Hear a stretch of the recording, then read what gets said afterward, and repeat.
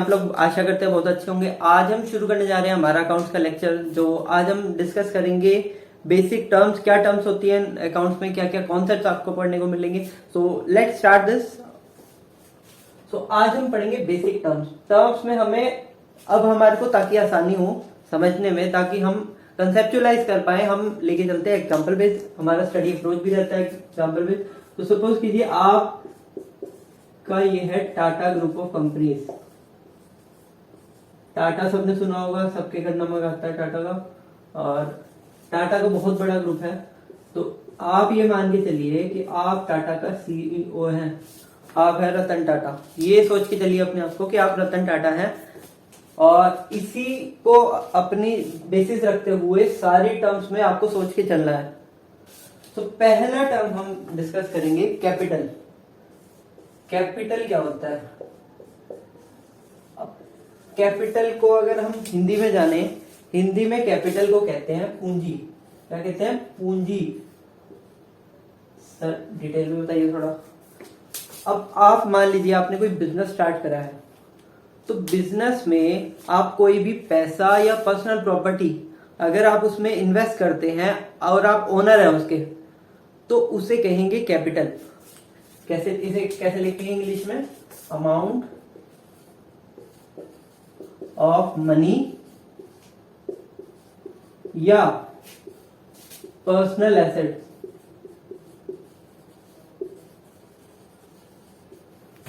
Invested, इसका सबका word invested bye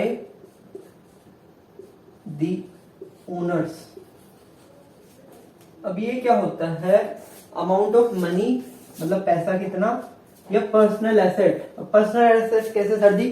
personal asset ऐसे, अगर आप कोई बिजनेस स्टार्ट करना जा रहे हैं और आप कोई अपना पर्सनल प्रॉपर्टी उसमें लेके आ रहे हैं, सपोज कीजिए आप अपनी गाड़ी लगा रहे हैं टैक्सी में, तो वो तो पर्सनल एसेट हो गया ना आपका, लग गया, मनी थोड़ा हो। तो अमाउंट ऑफ मनी और personal asset invested by the owners, उसे हम कहेंगे कैपिटल। अब ये अकाउंट्स में कैसे शो करते हैं हम ये लायबिलिटी शो करते हैं। लायबिलिटी क्या होती है? लायबिलिटी जिम्मेदारी होती है। सर जिम्मेदारी क्यों? ये तो हमारी पूंजी है। क्या होता है, हम बिजनेस को एक अपना सेपरेट एंटिटी मान के चलते हैं। ये मान लीजिए हमारा बिजनेस है, हम ये मान के चलेंगे कि ये अपने आप में एक इंसान है बिजनेस। तो हम ऐसे दिखाएंगे कि बिजनेस अलग इंसान है, हम अलग इंसान है, तो इसीलिए लायबिलिटीज में दिखाया जाता है। और ये माना जाता है कि बिजनेस के प्रति बिजनेस की हमारे प्रति लायबिलिटी क्या है, मतलब बिजनेस को हमारे कितने पैसे देने हैं। सो आ जाते हैं हम कुछ आगे आ जाते हैं हम। तो इसमें कैसे दिखाएंगे? कैपिटल ये हमारे लायबिलिटी में दिखाया जाएगा। तो ये तो दिखा देंगे, लेकिन ये क्या सर फिक्स रहेगी? क्या एक ही पूंजी रहेगी? नहीं, इसमें क्या होगा, जो भी आपकी बिजनेस का मुनाफा होगा, प्रॉफिट होगा या इनकम होगी, तो तीनों एक ही हैं, तीन नाम है इसके।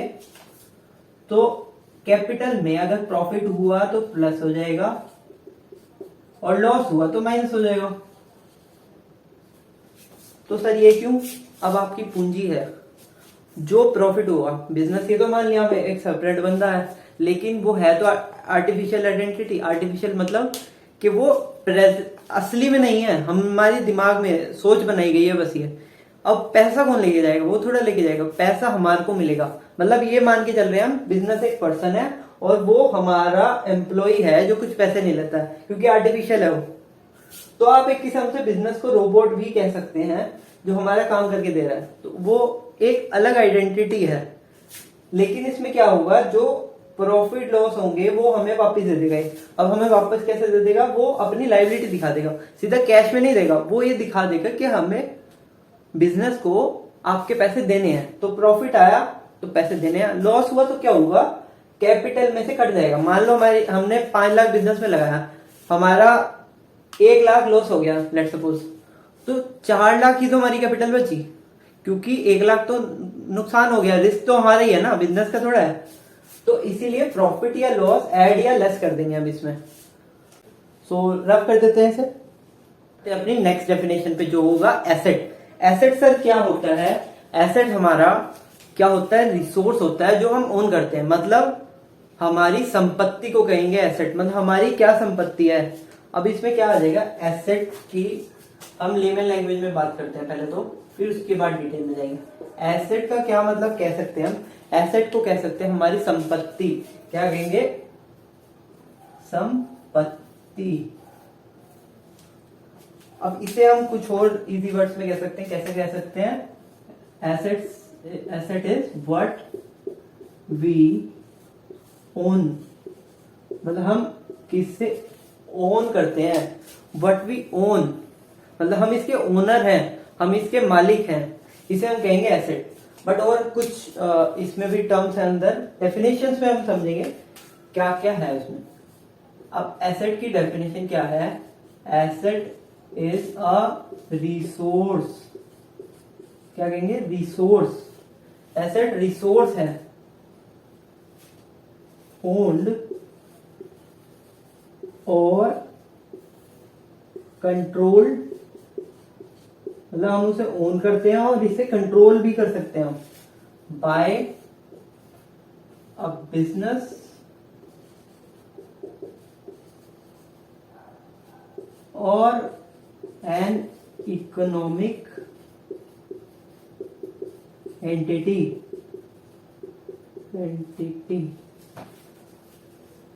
सो अब इसमें क्या टर्म्स आ गई है, मैंने उसे अलग अलग अंडरलाइन कर दिया है। कैसे, एसेट एक रिसोर्स है, रिसोर्स क्या होता है, मतलब उस सोर्स से दोबारा सोर्स बन सकता है, मतलब क्या होगा, रिसोर्स है, उससे हमें क्या मिलेगा, एसेट से हमें क्या मिलेगा, एसेट से हमें, मान लो बिजनेस में कोई संपत्ति है आपकी, तो उससे आपको और सोर्स मिलेंगे, मतलब क्या मिलेगा, मान लो आप सपोज कीजिए एसेट में क्या आ जाते हैं, फिक्स एसेट में आ जाते हैं हम, हमारे बिजनेस की बिल्डिंग है, ठीक है।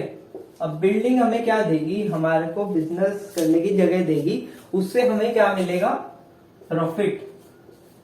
अल्टीमेट एम तो प्रॉफिट ही है ना सबका, बिजनेस का एम ही, अल्टीमेट एम है प्रॉफिट अर्न करना। सो बिल्डिंग से हमें क्या मिलेगा, प्रॉफिट मिलेगा, और हमारी रेंट, हमारी जगह मिल जाएगी हमें बिजनेस करने की। तो ये क्या हुआ, रिसोर्स, इससे हम सोर्स जनरेट कर रहे हैं अपनी कमाने की, बिजनेस करने की हम सोर्स जनरेट कर पा रहे हैं। अब उसके बाद क्या आता है, ओन्ड, ये हमने यहाँ पे भी देखा था, ओन मतलब ओन कर रहे हैं, मतलब हम उसके मालिक हैं, हमारी वो संपत्ति है। ओन और कंट्रोल्ड, कंट्रोल भी कर सकते हैं। अब सर ओन्ड और कंट्रोल में क्या फर्क है, ओन्ड और कंट्रोल में इतना फर्क है, कंट्रोल में क्या आ जाएगा, कंट्रोल में आपका आ जाएगा कि आप उसके ऊपर हक रखते हैं, क्या रखते हैं, हक, कि आप उसे यूज कर पाए अपनी मर्जी से। कंट्रोल का मतलब यह होता है हमारा उस पर कंट्रोल है, कंट्रोल आप जनरली भी समझ सकते हैं कि हम उसके ऊपर हक रखते हैं कि हम उसे यूज कर पाए। तो हमारा हक भी हो सकता है उस पर, या हम ओनर भी हो सकते हैं, ओनर होंगे तो हक भी होगा हमारा। हमने सर ये समझ लिया, ओन कर सकते हैं, कंट्रोल कर सकते हैं bye a business or an economic entity. इसका क्या मतलब है सर, बिजनेस तो हमारा है, इकोनॉमिक एंटिटी क्या है सर, इकोनॉमिक एंटिटी ऐसे हो सकती है, अब हर कोई बिजनेस नहीं होता है जो एसेट हो उसका, तो और भी चीजें आती हैं जो बिजनेस नहीं कर सकते, जैसे होता है एनपीओ, या आपका इसमें आगे पढ़ेंगे आप, एनपीओ मतलब non profit organization, non profit organization. अब इसमें क्या आ जाता है सर, जैसे आप कुछ मान लीजिए कोई एनजीओ, नाम सुना होगा आपने, एनजीओ क्या होते हैं, पैसा नहीं कमाना उनका मोटिव होता है, वो पैसा कमा ही नहीं सकते हैं, लॉ ने ऑथराइज नहीं करता है कि वो पैसा कमा पाए। जैसे कुछ मंदिर होते हैं और भी कुछ क्राई है बहुत बड़ी, बीइंग ह्यूमन आपने सुना होगा, तो वो क्या है, एनपीओ, एनपीओ मतलब नॉन प्रॉफिट ऑर्गेनाइजेशन। तो इकोनॉमिक एंटिटी वालों का भी जो ओन करते होंगे उसे भी तो एसेट कहेंगे, सिर्फ बिजनेस वाले थोड़ा आ जाएंगे, सब कवर करके चलेंगे इसमें डेफिनेशन में। तो सर ये हो गया आपका एसेट, एसेट मतलब संपत्ति, व्हाट वी ओन, रिवाइज कर लेते हैं सर, संपत्ति what we own, asset is a resource owned or controlled by a business or an economic entity. तो ये सर हो गया हमारा एसेट, क्या हो गया, एसेट। अब ये हमारी बैलेंस शीट फाइनेंशियल स्टेटमेंट में आती है आगे, तो हम उसे एसेट मान के चलेंगे। एसेट में भी कुछ टाइप आते हैं, वो हम आगे डिस्कस करेंगे फर्दर। तो अभी हम अपना एसेट को सम अप करते हैं और हम चलते हैं अपने नेक्स्ट टॉपिक पे। तो सर नेक्स्ट टॉपिक में हमारा आ जाएगा लायबिलिटीज। क्या आएगा? लायबिलिटीज।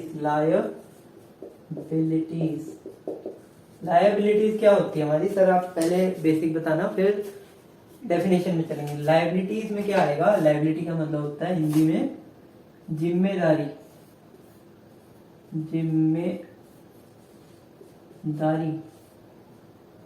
तो सर जिम्मेदारी क्या मतलब? जिम्मेदारी मतलब बिजनेस को कुछ देना है, चाहे लोन देना है, चाहे किसी का उधार चुकता करना है, बहुत सारी लायबिलिटीज इसमें आ जाती हैं। मतलब जो भी आपको देना है उसे कहेंगे लायबिलिटी। अब इसे और थोड़े आसान शब्दों में लिखते हैं थोड़ा। जैसे हम पिछले एसेट में हमने करा था व्हाट वी ओन, इसमें क्या करेंगे? व्हाट वी ओ। ओ मतलब होता है सर उधार, कितना हमें देना है, व्हाट वी ओ। एसेट मतलब व्हाट वी ओन, लायबिलिटी मतलब what we owe. So sir क्या यही होगा सिर्फ लायबिलिटी के डेफिनेशन में? बाकी जो इसमें टर्म्स है वो हम पढ़ेंगे डेफिनेशन के थ्रू। कैसे? डेफिनेशन के थ्रू। तो लायबिलिटी में क्या आएगा? लायबिलिटी, ये आपको साथ साथ नोट भी करना है, इज अ प्रेजेंट ऑब्लिगेशन। क्या है सर? Present obligation. प्रेजेंट तो सर हमें पता है, अब ऑब्लिगेशन क्या है वो सर हम बताएंगे आपको। Present obligation of an enterprise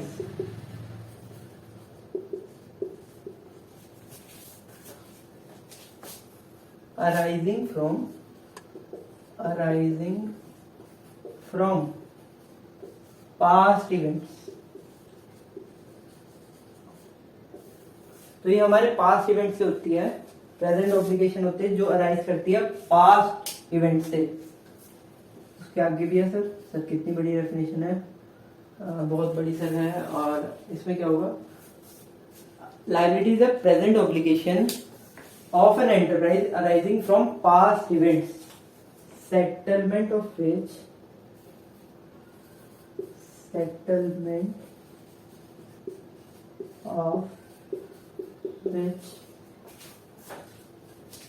is expected। Sir ये तो बहुत बड़ी डेफिनेशन है, बहुत बड़ी डेफिनेशन है ये। Result in outflow of resources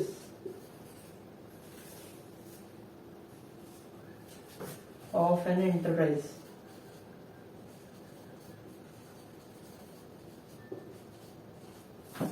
तो सर ये हो गई इसकी डेफिनेशन।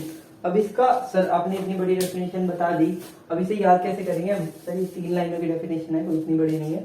अब हम बताएंगे आपको कैसे याद करना है इसे। अब हमें इसे याद करना है कैसे? ये जो मैं मार्क करा रहा हूं, इसके नीचे अंडरलाइन है, ये हमारे हैं कीवर्ड्स। क्या होते हैं सर? कीवर्ड्स होते हैं जैसे उस डेफिनेशन का आपने और निचोड़ निकाल लिया। क्या निकाल लिया सर? निचोड़। मतलब सर उसको समराइज कर दिया आपने। कैसे कर दिया? अभी बताते हैं सर कैसे कर दिया। सर हम पहले से समझ लेते हैं क्या होता है present obligation, past event, settlement और आउटफ्लो ऑफ रिसोर्स। सर अब ये तो हमने सिंपल समझ लिया, जिम्मेदारी है हमारी। अब इसकी डेफिनेशन में क्या आता है? ये है प्रेजेंट ऑब्लिगेशन। क्या है? Present obligation. ऑब्लिगेशन प्रेजेंट की, ये कोई हमने फ्यूचर में नहीं देना है या पास्ट में नहीं देना था, हमें अभी देना है पैसा। जिम्मेदारी मतलब आप ये सपोज करके चलिए आपने एक लोन देना है बहुत बड़ा। चलो थोड़ा फन में आ जाते हैं। मान लीजिए आज विजय माल्या कहता है कि मैं सारे पैसे चुकाऊंगा, होने नहीं वाला है, लेकिन एज्यूम करते हैं हमें थोड़ा अच्छा लगेगा। तो विजय माल्या के लोन है, सपोज कीजिए 5,000 करोड़ के। 5,000 करोड़ को वो कहता है मेरी जिम्मेदारी है इतनी 5,000 करोड़ की, वो ओ करता है बैंक्स को, तो वो कहता है कि मेरे को देने हैं। अब उसकी लोन क्या है, प्रेजेंट ऑब्लिगेशन है, कोई उसकी पुरानी मतलब खत्म नहीं उसकी, पुरानी थी वो, लेकिन वो अभी भी है। आपने सुना होगा था, है और रहेगा नहीं, वो तो सही पता है। था और है मतलब अब भी उसकी ऑब्लिगेशन है वो, मतलब उसे देना है अभी तक उसे। Present obligation of an enterprise, enterprise में सर क्या आ जाता है, एंटरप्राइज में सब आ जाएगा, बिजनेस हो, एनपीओ हो, और भी बहुत चीज आती है, एओपी वगैरह बहुत चीज आती है, तो सब एंटरप्राइज में आ जाएंगे, सारे कुछ आ जाएगा, जितनी भी हमारी एंटिटीज हैं, business, NPO.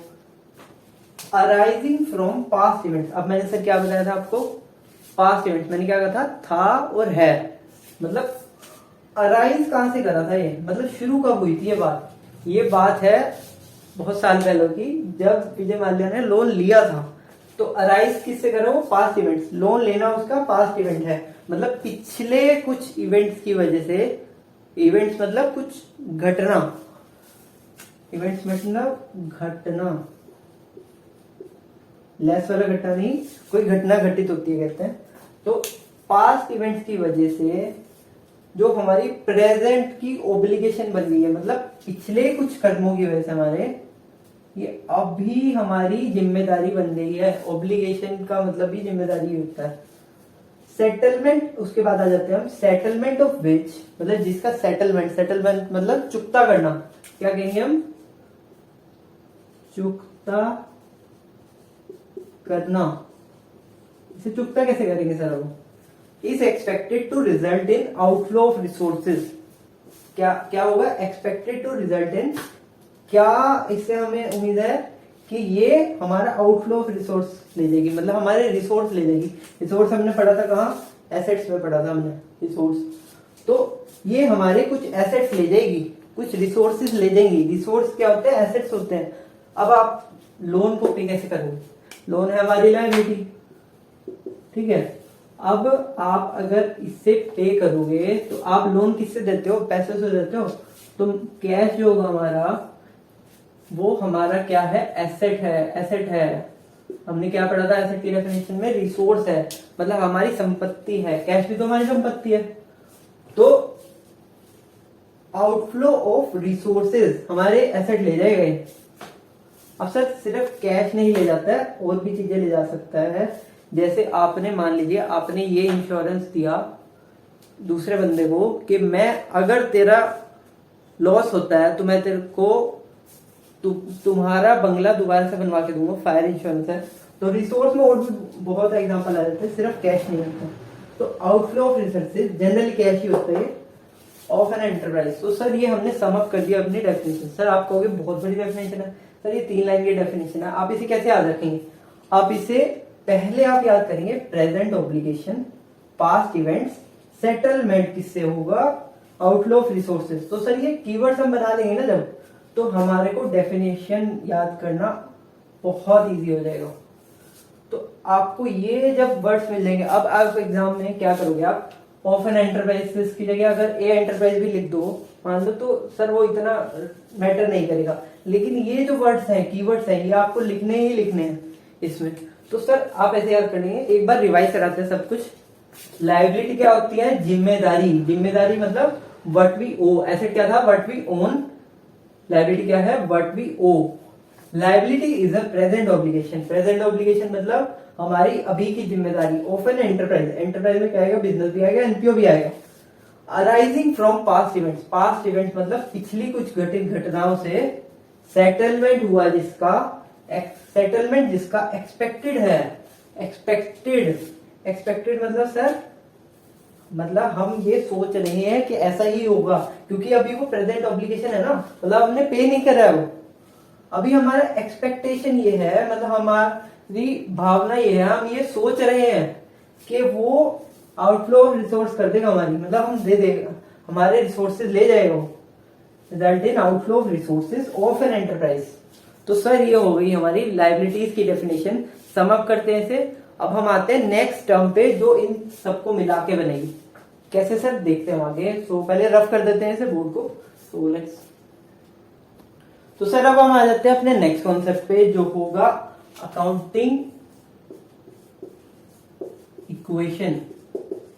Accounting equation, sir accounting equation क्या होती है? अभी तक हमने जो भी कॉन्सेप्ट पढ़े हैं उस सब का समेशन, समेशन मतलब सम्मेलन, मतलब क्या होगा हमारा, उन सब चीजों को हम मिला देंगे। कैसे सर मिलाएंगे हम देखते हैं। ये हमारी इक्वेशन है, आपने 10th तक जिन्होंने मैथ्स में वगैरह पढ़ा होगा, इक्वेशन क्या होती है? इक्वेशन होती है a equal to B plus C और समथिंग। अब इसमें भी क्या होगा, a मतलब asset, asset equal to B में हम क्या ले लेते हैं, लाइबिलिटीज, लाइबिलिटीज प्लस कैपिटल। कैसे कह सकते हैं इसे सर शॉर्ट में, A equal to L plus C. Sir ये कैसे हुआ ये तो समझ आ गया। हमारा क्या होता है सर, एसेट क्या होते हैं हमारे, रिसोर्सेस क्या होते हैं, रिसोर्सेस। लाइबिलिटीज क्या होती है हमारी, जिम्मेदारी।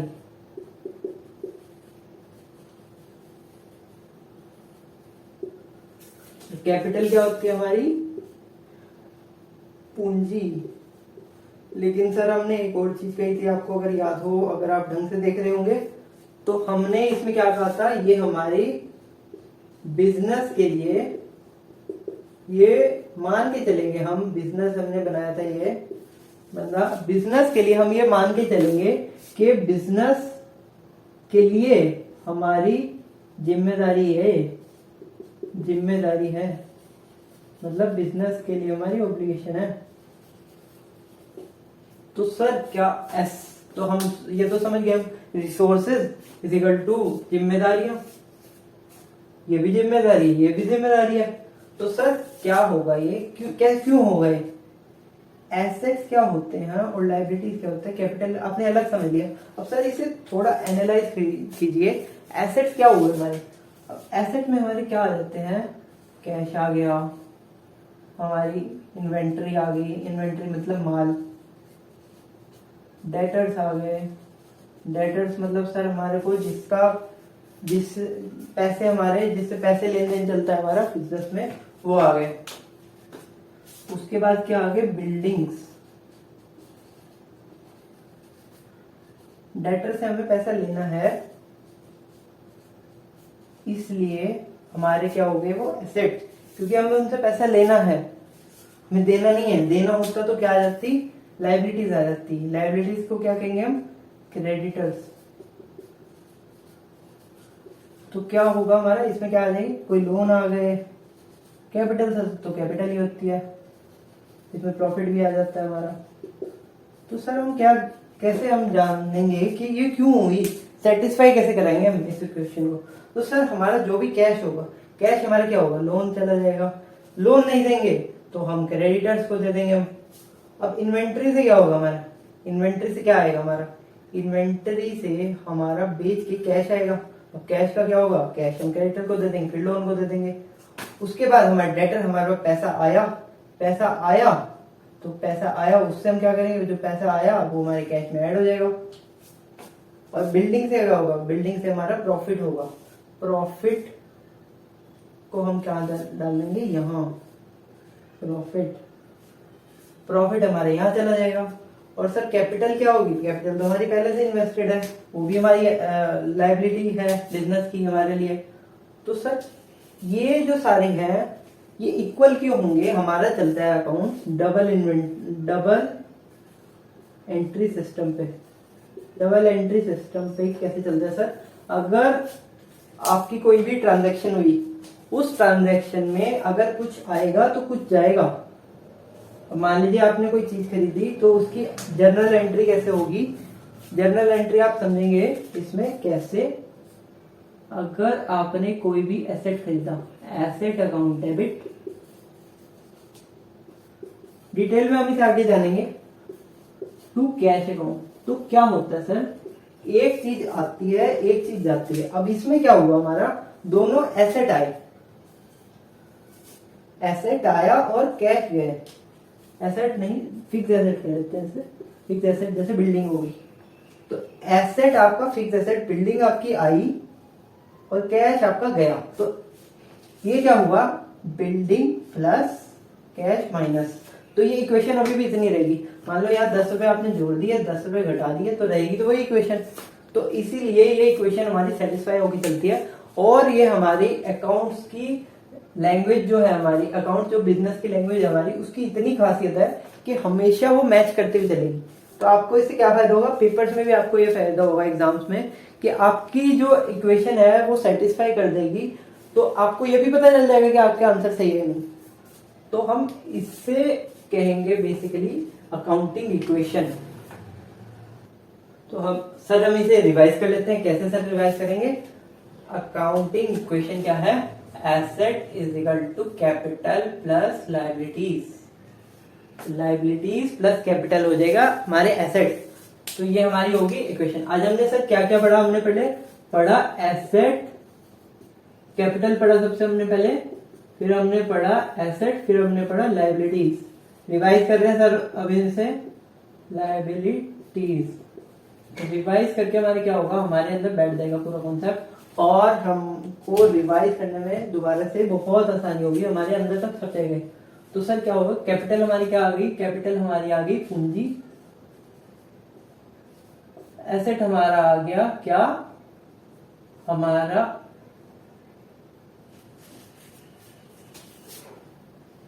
क्या आ गया सर, हमारा एसेट का मतलब होता है संपत्ति, संपत्ति रिसोर्स। लाइबिलिटीज क्या है हमारी, लाइबिलिटीज है हमारी जिम्मेदारी।